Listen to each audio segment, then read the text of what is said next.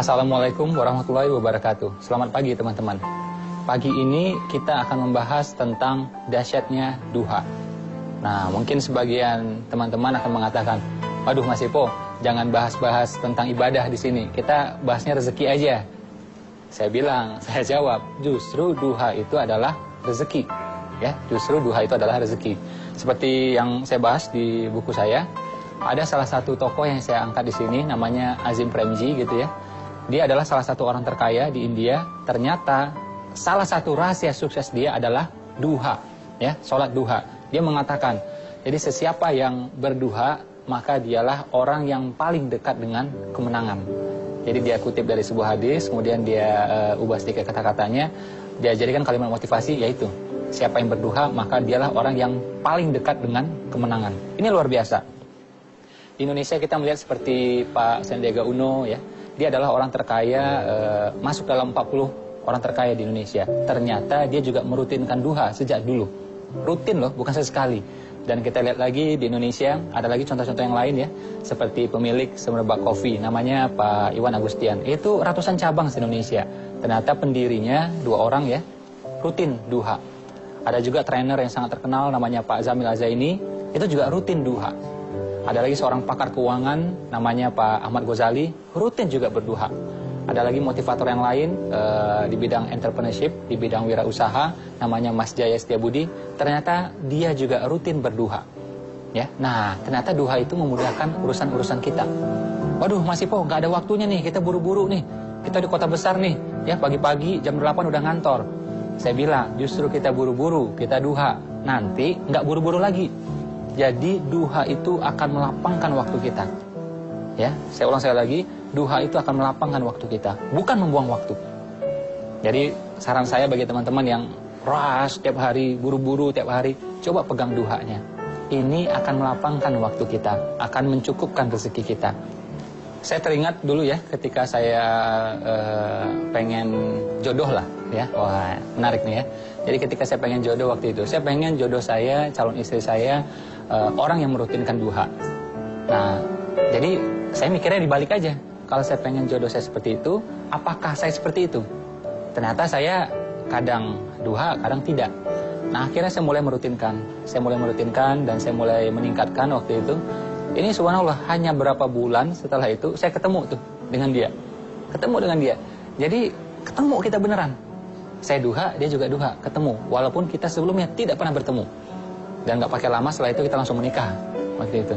Jadi duha ini benar-benar rezeki, bukan semata-mata materi, bahkan juga bisa waktu, bisa jadi juga kemudahan urusan, bisa juga jodoh, kayak kasus saya tadi gitu. Nah, makanya kita akhirnya di bisnis saya ya, di TK Khalifah, saya mengajak guru-guru dan siswa-siswa di sana, TK loh, anak-anak TK loh, untuk merutinkan duha. Jadi sebelum mulai aktivitas gitu ya, mereka wudhu dulu, kemudian duha. Ini luar biasa. Begitu dia wudhu, ternyata anak-anak itu tenang. Karena anak-anak tuh biasanya ini nih, ya biasalah anak kecil ya, heboh gitu. Nah, itu tandanya sehat. Nah, cuma mau belajar ini kan perlu tenang. Karena itu dia wudhu dulu, kemudian dia duha. Efeknya tenang luar biasa. Semenjak ya, jadi ketika waktu itu saya minta seluruh tim saya berduha waktu itu di TK Khalifah, itu TK kita langsung pertumbuhannya luar biasa. Jadi dari 4 cabang langsung naik 15 cabang, terus naik lagi sampai 70-an cabang di seluruh Indonesia. Nah, akhirnya tanpa saya minta pun, akhirnya seluruh tim sekarang ya alhamdulillah rutin berduha. Jadi orang-orang di rumah ya, seperti yang bantu-bantu di rumah, yang mengasuh anak saya, sampai juga yang bawa mobil saya, itu rutin juga berduha, alhamdulillah. Jadi duha itu akan mencukupkan waktu kita. Duha itu akan melapangkan rezeki kita. Pernah juga saya kejadian ketika ketemu masalah-masalah yang berat gitu ya. Jadi udah tahu nih, siang bakal ketemu masalah yang berat. Ya udah, kita beli dulu, tanda petik gitu ya. Kita beli dulu tuh masalah dengan duha. Kita duha paginya, kita berdoa, dan mudah-mudahan akan dilancarkan, dimudahkan. Dan beneran itu terjadi. Jadi duha ya, kalau dikombinasi dengan yang lain, saya menyebutnya dengan 7D ya, 7D. Ini adalah rezeki yang luar biasa. Apa tadi? 7D. Apa saja 7D tersebut? Pertama, duha. Kedua, doa. Ya. Terus apa lagi? Dagang. Ya. Nah, dagang ini penting nih. Rezeki nih. Terus apa lagi? Derma. Ya, derma. Terus apa lagi? zikir. Nah, ini udah 5D nih. Duha, doa, dagang, derma, zikir. Ya, 2D lagi apa? Nah, kalau 5D ini sudah kita pegang semuanya, sama dengan duit tambah dahsyat. D ke-6 dan D yang ke-7, duit tambah dahsyat. Bukan kita beribadah untuk duit, bukan, ya. Cuma ini adalah efek sampingnya, ya, seperti fadilah gitu loh. Jadi efek sampingnya. Jadi dimudahkan duitnya dan mudah-mudahan dahsyat juga. Jadi kalau kita melihat ya dalam bertanding, jadi bukan kita langsung buru-buru ke lapangan bertanding, tidak. Bukan langsung jeret gitu, enggak. Apa yang harus kita lakukan pertama, kita diam-diam dulu, tenang-tenang dulu, sejenak, sebentar. Ya, kita mengatur strategi. Setelah itu baru kita pergi bertanding. Duha kurang lebih seperti itu. Jadi sebelum kita pergi bertanding, sebelum kita pergi menjemput rezeki kita, nah kita tenang-tenang dulu. Ini justru akan memudahkan kita bertanding di sana nanti. Ya, duha adalah rezeki.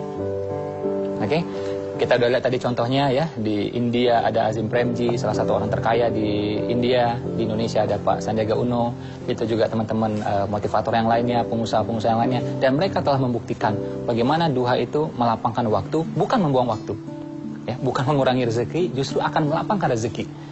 Jadi saran saya teman-teman rutinkan. Kalau belum bisa banyak, dikit dulu, mungkin dua rakaat dulu. Jadi gini loh, duhanya mungkin 2 rakaat, tapi keyakinannya mesti 100%. Jangan sampai ya, kita duha sampai 8 rakaat, ya bagus gitu. Tapi jangan sampai 8 rakaat, tapi keyakinannya 0. Jadi duha ini kurang bekerja dia. Ya, kurang bekerja dia. Nah, jadi pastikan keyakinan 100% semuanya. Doa, usaha, ikhtiar, amal, action, termasuk juga duha, harus dengan keyakinan 100%. Oke, itu saja untuk pagi hari ini. Assalamualaikum warahmatullahi wabarakatuh. Selamat pagi teman-teman. Semoga berkah berlimpah.